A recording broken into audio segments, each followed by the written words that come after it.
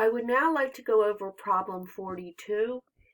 Lacey is divorced and the custodial parent of a 3-year-old girl named Bailey. Lacey and Bailey live with Lacey's parents who pay all the cost of maintaining the household. Lacey pays for Bailey's clothing, entertainment, health insurance costs.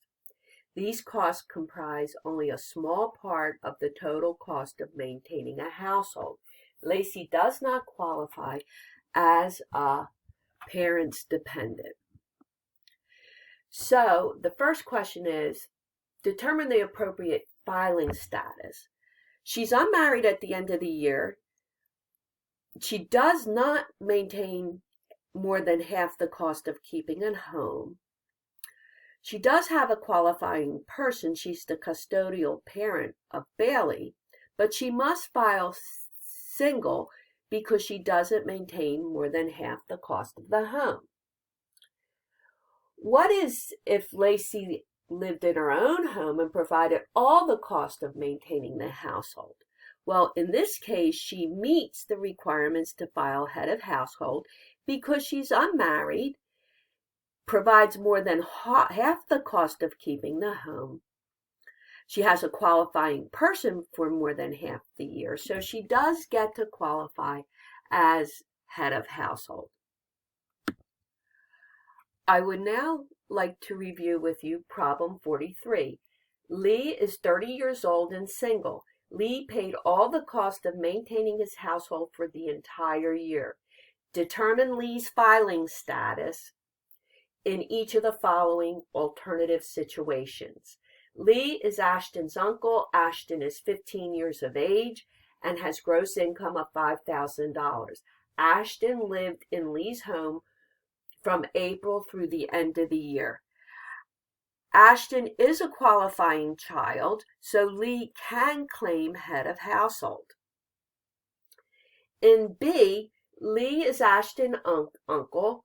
Ashton is 20 years old, not a full-time student, and has gross income of $7,000. Ashton lived in Lee's home from April 1 through the end of the year. In this case, Ashton is not a qualifying child due to age. So, Lee must file single. Lee is Ashton's uncle. Ashton is 22 years of age, was a full-time student, January through April.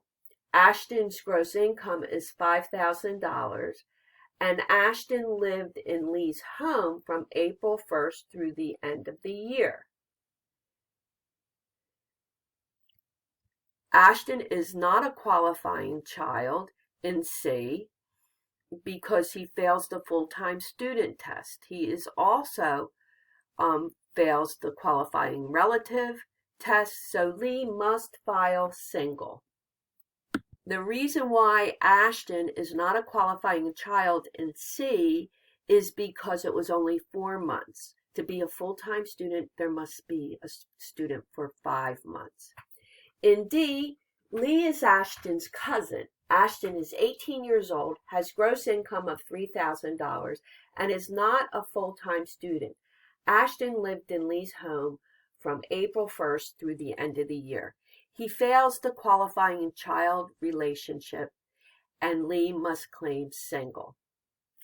In E, Lee and Ashton are cousins. Ashton is 18 years old, has gross income of $3,000, is not a full-time student. Ashton lived in Lee's home for the entire year.